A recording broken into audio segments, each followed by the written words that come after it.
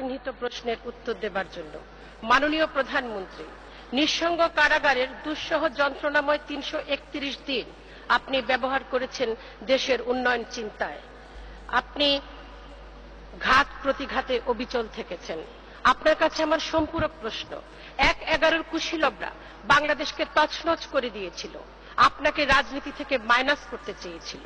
সততা, নির্ভীকতা এবং দূরদর্শী নেতৃত্ব দিয়ে আপনি এই সংসদ ভবনে স্থাপিত সাব জেল থেকে সবুজ মাঠ পেরিয়ে জনগণের অপার ভালোবাসায় আজ বাংলাদেশকে বিশ্বে এক অনন্য উচ্চতায় দাঁড় করিয়েছেন।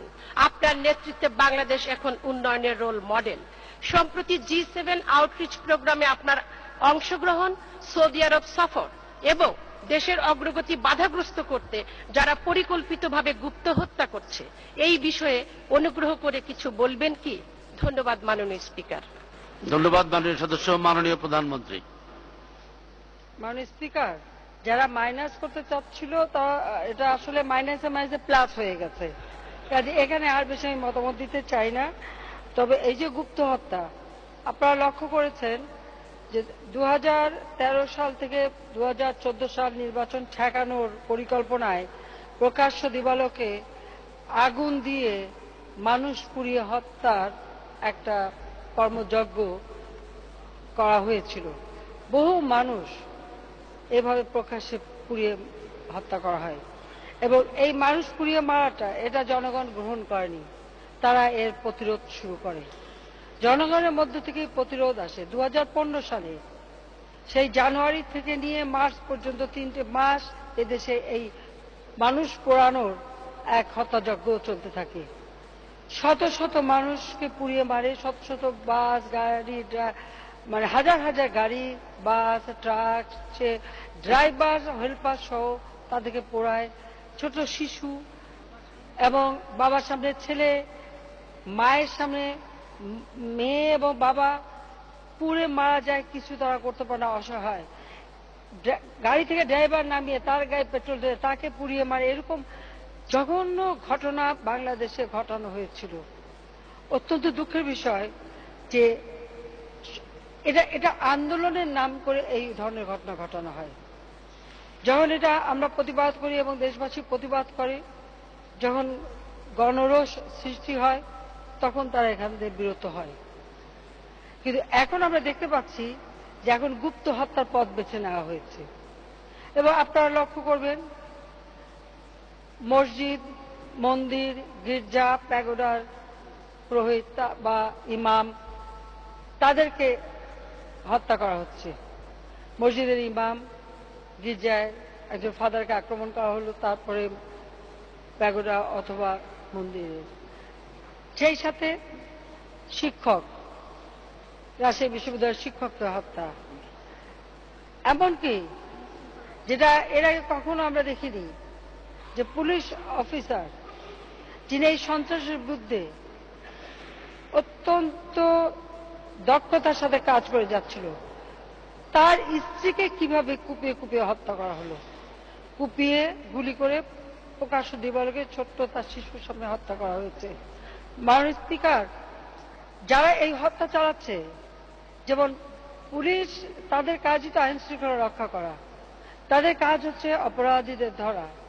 এবং বাংলাদেশের নানা ধরনের সন্ত্রাসী কর্মকাণ্ড যারা ঘটাতে চেয়েছে, এই পুলিশ অফিসার তাদেরকে গ্রেপ্তার করেছে, বোমা বানানোর সরঞ্জাম থেকে শুরু করে বহু কিছু সে উদ্ধার করেছে। এরা তার পরিবারের উপর হাত দিয়েছে। একটা কথা আমি এখানে বলতে চাই, যে সন্ত্রাসীরা যারা পরিকল্পিতভাবে এই ধরনের ঘটনা ঘটাচ্ছে, এবং আপনারা দেখবেন তাদের হত্যা করার প্যাটার্নটা একই রকমের। তারা ঠিক একই জায়গায় কোপ দেয়, একইভাবে গুলি করে মারে, এটা একই কায়দায় এই ঘটনাগুলি ঘটানো হচ্ছে। যার ইতিমধ্যে এ ধরনের বেশ কয়েকটি ঘটনা ঘটেছে, গুপ্ত হত্যা ঘটেছে। আমরা অনেকগুলি আসামি ইতিমধ্যে গ্রেপ্তার করতে সক্ষম হয়েছি। এখানেও যারা ঘটনা ঘটিয়েছে অবশ্যই ইনশাল্লাহ তারা গ্রেপ্তার হবে, এতে কোনো সন্দেহ নাই। কিন্তু এখানে আমার একটি কথা হলো, আজকে তারা পরিবারের উপর হাত দিতে শুরু করেছে। তারা কি ভুলে যায় যে তাদেরও পরিবার আছে, তাদেরও বাবা মা আছে, তাদেরও ভাই বোন আছে, তাদেরও স্ত্রী আছে। একভাবে যদি আঘাত আসে তো অন্যদিকেও তো আঘাত যেতে পারে। এটা কি তারা ভুলে যাচ্ছে? কাজী যারা এই ধরনের সন্ত্রাস এবং গুপ্ত হত্যার সাথে জড়িত, আমি তাদের পরিবারকেও বলবো, তাদের বাবা মাকেও বলবো, তাদের স্ত্রী পুত্র ভাই বোনদের ছেলে মেয়ে তাদেরকেও বলবো যে এর থেকে তাদের পরিবারের সদস্যকে যেন বিরত থাকতে বলে। কিন্তু আজকে যদি তারা এভাবে পরিবারদের উপরে হাত দিতে শুরু করে, তো এই হাত কিন্তু কারো হাতই থেমে থাকবে না এবং জনগণকে থামিয়ে রাখতে পারবে না। আর বাংলাদেশে এই গুপ্ত হত্যা করে তারা যদি মনে করে যে গুপ্ত হত্যা করে একেবারে দেশ উল্টে দেবে, তা কিন্তু তারা পারবে না। কিন্তু হত্যাকারী ঠিকই ধরা পড়বে, হত্যাকারী ঠিকই সাজা হবে এবং সর্বোচ্চ সাজা এই হত্যাকারীরা ভোগ করবে।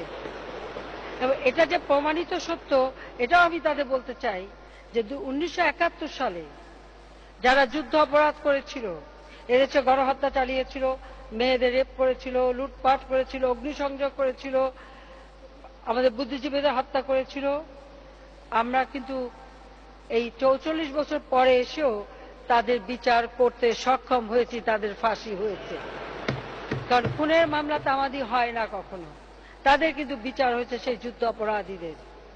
জাতির পিতাকে যারা হত্যা করেছিল, যাদের ইন্ডেমনিটি দেওয়া হয়েছিল, যে এদের কোনদিন বিচার করা হবে না বলে অর্ডিন্যান্স জারি করা হয়েছিল, এবং যারা গর্বভরে বলতো যে তাদেরকে আবার কে বিচার করবে, আল্লাহর রহমতে সেই খুনিদেরও আমরা বিচার করেছি এবং বিচারের রায়ও কার্যকর হয়েছে। কাজে আজকে যারা গুপ্ত হত্যায় লিপ্ত, তারা যদি মনে করে যে গুপ্ত হত্যা করে তারা পার পেয়ে যাবে, ইনশাল্লাহ তারা পার পাবে না, তারা পার পাবে না। তাদের বিচার এই বাংলার মাটিতে হবেই হবে। তাদের প্রভু যারাই হোক, তাদেরকে আমরা রেহাই দেব না, এটা হলো বাস্তব কথা। এদের বিচার অবশ্যই হবে। আর এই সমস্ত গুপ্ত হত্যা করে তারা দেশের এবং মানুষের যে ক্ষতি করছে, একটা পরিবারের ক্ষতি করছে, আমরা এটার হিসাব পাই পাই করে নেব। ধন্যবাদ মাননীয় স্পিকার।